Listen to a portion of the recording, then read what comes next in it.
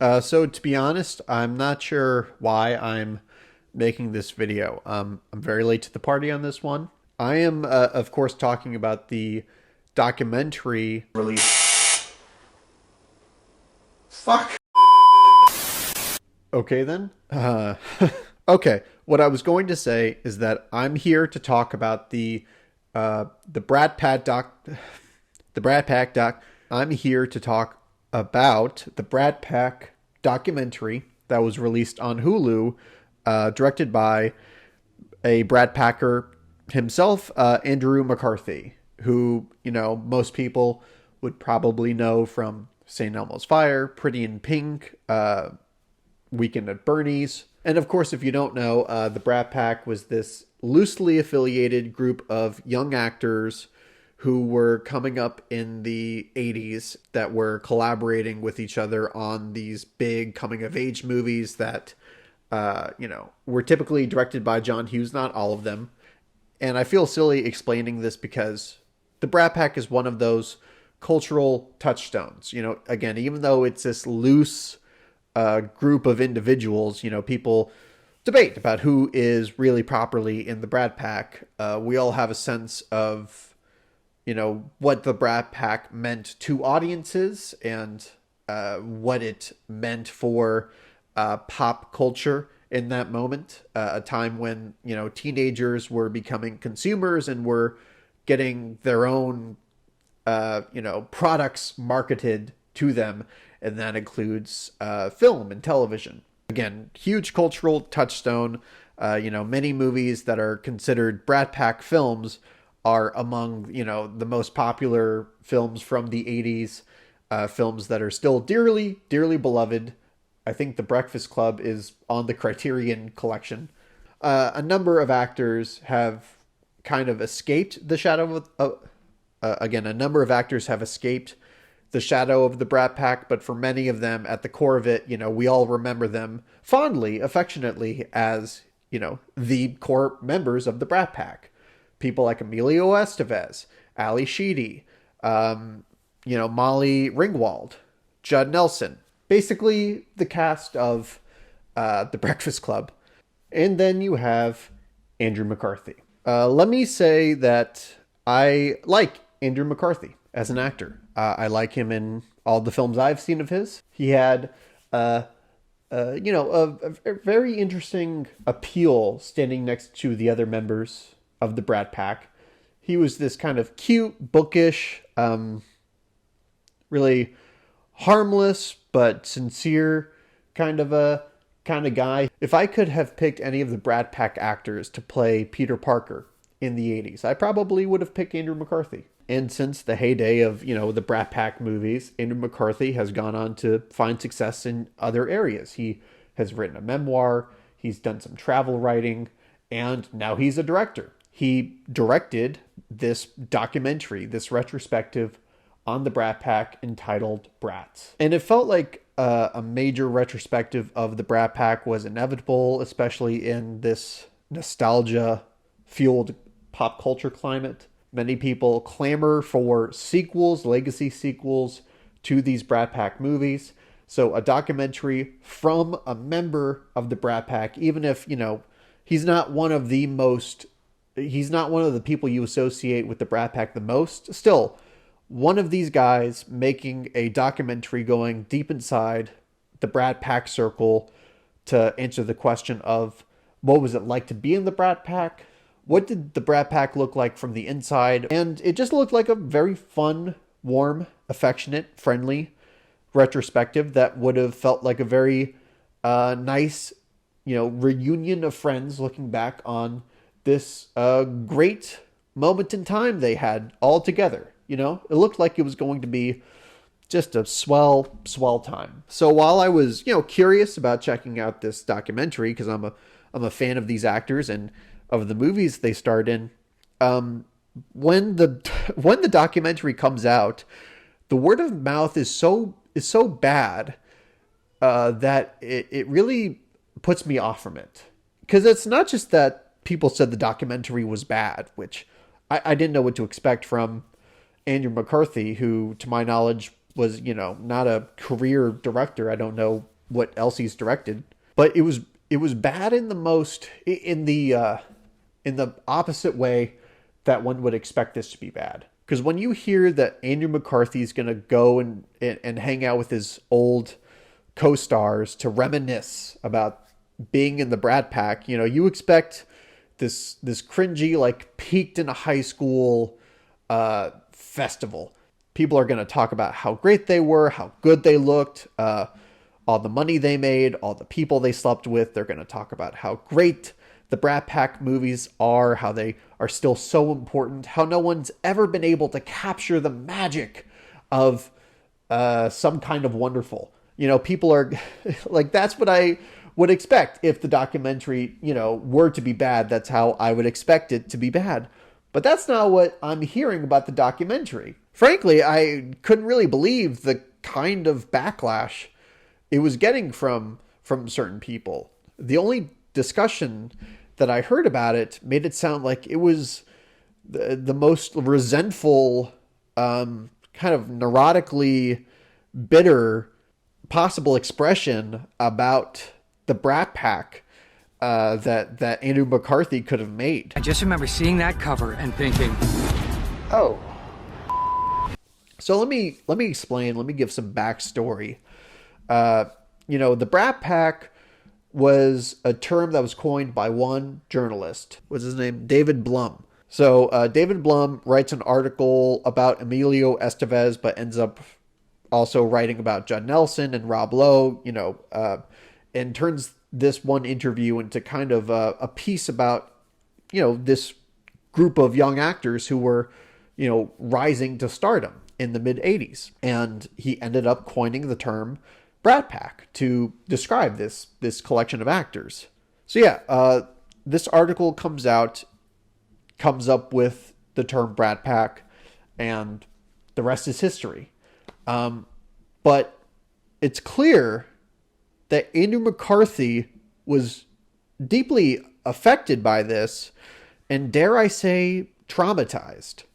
This article is the centerpiece and the antagonistic force of this documentary, because while the film is portrayed as like, we're getting the band back together, Andrew McCarthy's going to visit all of his old co-stars to, you know, reminisce with them about being in the Brat Pack, it's actually these one-on-one kind of counseling sessions. It's this quest for validation for Andrew McCarthy, who is still so mad about this article, and he is desperate to air this out, but more specifically to get that anger validated.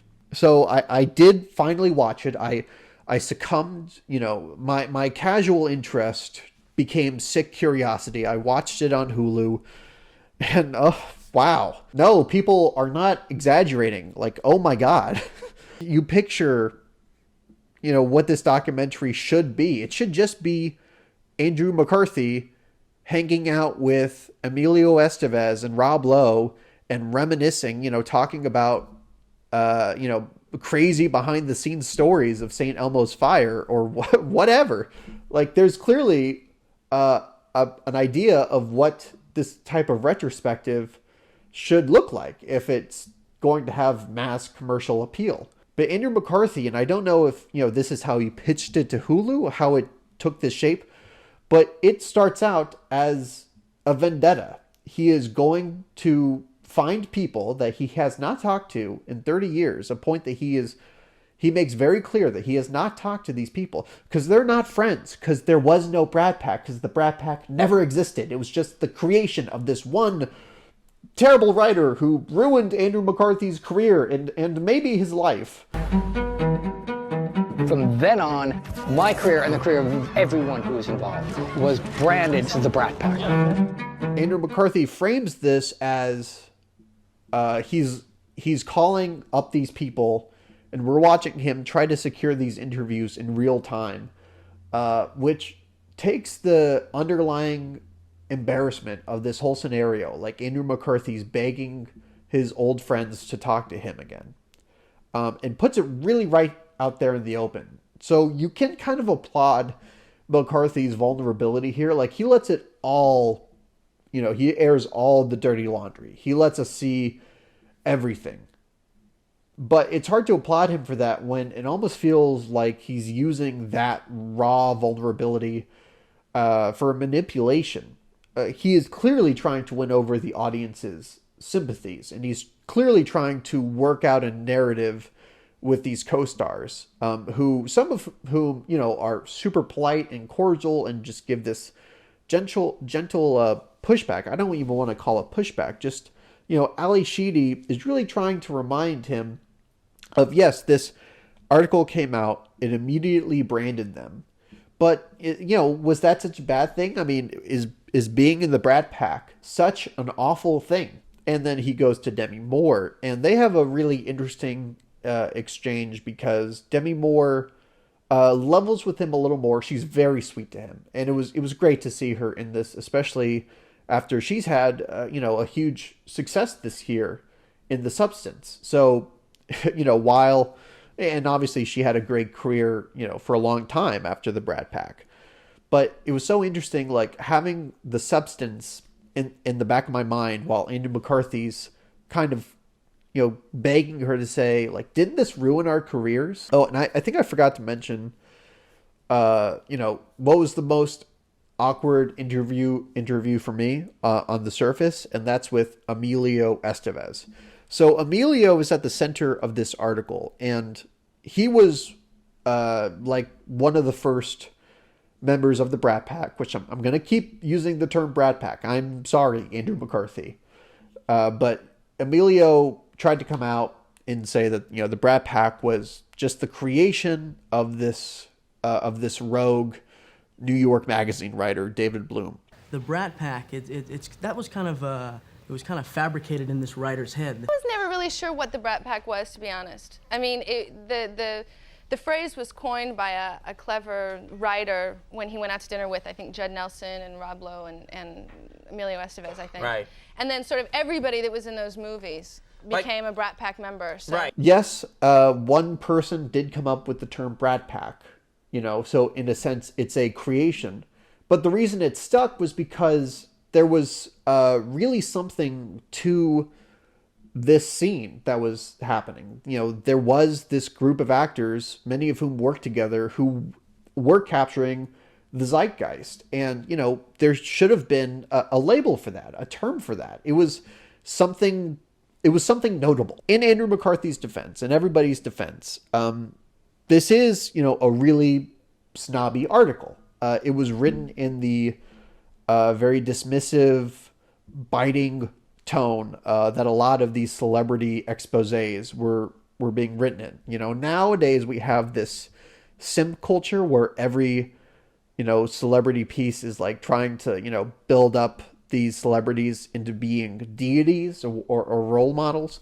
No, this was not so back in the 80s, especially when you had young actors who, many would say hadn't paid their dues. They were already becoming A-listers before they were old enough to drink. And the tea here is really interesting with Emilio Estevez, because Estevez was so he was panicking about this New York Magazine article, the Brat Pack label.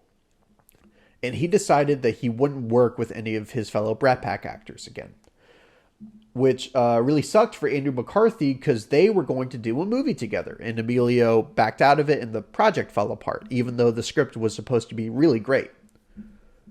And Emilio and Andrew's interview almost feels like a confrontation. It starts out with Andrew McCarthy giving Emilio Estevez a copy of the article and saying something like, "What the hell were you thinking?" Like, he's trying to laugh it off, but there is clearly a real question of, why did you do this to me?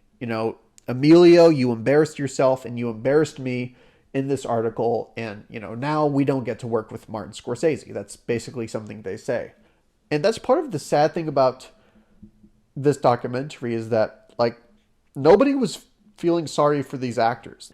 Some of them, don't get as much work anymore. But okay, that's like, Hollywood is an insanely competitive industry. And, it should be something that you're grateful for, that you got to, have your place etched in the history of popular culture. I know that's asking a lot for somebody to have that kind of balanced perspective. And to be fair, Andrew McCarthy is kind of on a quest to achieve that perspective. I think he wants to escape the bitterness he feels about this. It's easy to question the sincerity of that mission when he keeps returning to the same narrative, which, he does, kind of time and again with all of these different interview subjects. That's essentially the mission of the movies, Andrew McCarthy working through this, I hate calling it trauma. And he doesn't get to talk to everybody. He doesn't get to talk to Molly Ringwald. He doesn't get to talk to Judd Nelson. And that's interesting because Molly Ringwald and Judd Nelson seem happy to talk about, their history and their time as members of the Brat Pack. They talk. I think Molly Ringwald wrote a whole article, giving a very sober retrospective on working with John Hughes on The Breakfast Club. Something that I didn't appreciate is how Andrew McCarthy's so craven about getting an interview with them and keeps bringing up the fact that he is trying to reach out to them. He's really disappointed that they passed, but whatever. And he also talks to some other folks who are not members of the Brat Pack or even peripheral members. He talks to Malcolm Gladwell, trying to dissect why the Brat Pack was such a phenomenon. And then the last interview that I have to talk about is that Andrew McCarthy finally confronts the writer, David Blum. This interview is kind of indicative of the whole movie. It is extremely watchable. That's the thing. This movie really compelled me to keep watching. It was cringeworthy sometimes. It was horrifying other times, but it was never dull and it was never not fascinating. And, there are insights that, we get along the way.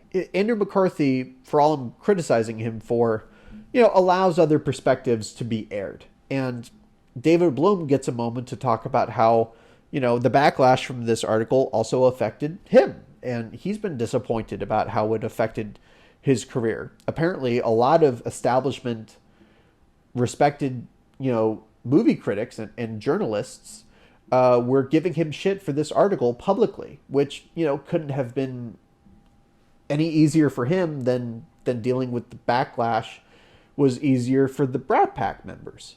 And I think they start to come to a place of healing towards the end of this interview. And it really looks like it's going to go in a healthy way for the both of them. They even have this sweet moment where Andrew McCarthy says, I don't know you, but I feel this affection for you because we were both involved in this whole phenomenon, the Brat Pack.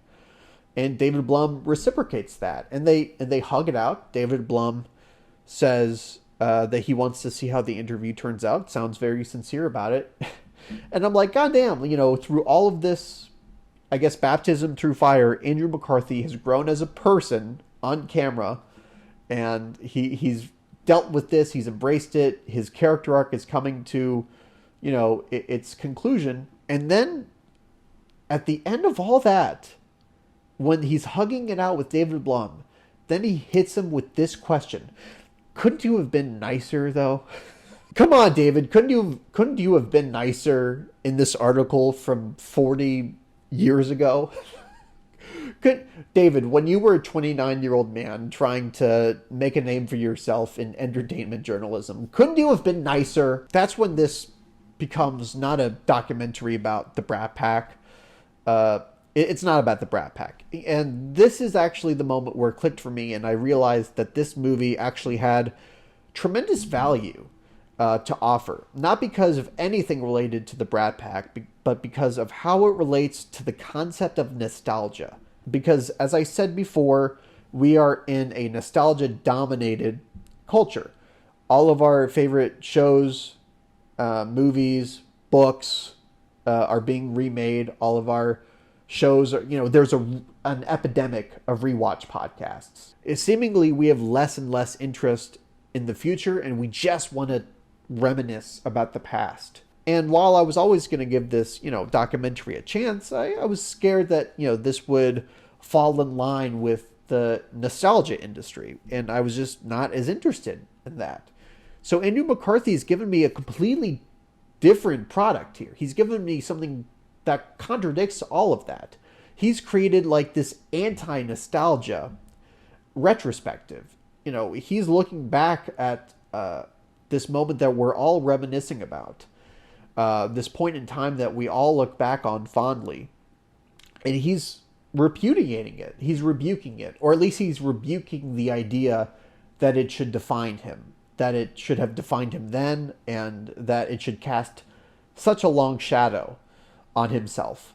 And when I put it in that context, I'm not going to call this documentary brilliant, because I think it's a little clumsy of how it goes about that. First off, Andrew McCarthy's using like all of these different formats, like he's Oliver Stone. He's using like film stock. He's using his iPhone camera. I don't get it. Is Andrew McCarthy clearly resentful of this article to maybe an unhealthy extent? He definitely made me uncomfortable. But it wasn't as sad as watching but it wasn't as sad as watching former child stars but it wasn't as sad as watching former child stars beg for a reboot to a show that is almost 20 years old at this point. Andrew McCarthy's not asking for anything. He's not really asking for anything other than to escape the legacy of the Brat Pack and be allowed to exist outside of it, which is actually something that I think he does deserve. So yeah, I'm not sure what compelled me so much to make this video. I know I kind of raked Andrew McCarthy through the coals, but I did come around to realizing why he needed to make this, even though I disagree with a lot of the choices he made. And I think a lot of, his interviewing techniques come across as manipulative. I still respect the mission that he was on to do this. And for this moment in time, I think we really needed to hear something like this, to see something like this. Thank you, Andrew McCarthy, for giving us the Brat Pack retrospective that we didn't want, but maybe we needed. So thank you guys for being patient through this. Not really sure how this is going to turn out, but I got to air my thoughts, and much like Andrew McCarthy, I was confused as I went along that journey, but I'm starting to feel some clarity at the end of it, and let me know what you guys think. Did you watch the Hulu Brat Pack documentary? Do you love the Brat Pack? Did this affect your memory or your opinion of the Brat Pack? And if you like this video, you know what to do. I'm not gonna tell you. Like and subscribe. I'm just gonna say it once. Just like and subscribe. I said it twice, but just that's it. No more of that. Just like and subscribe, and we'll be out of here. Damn it.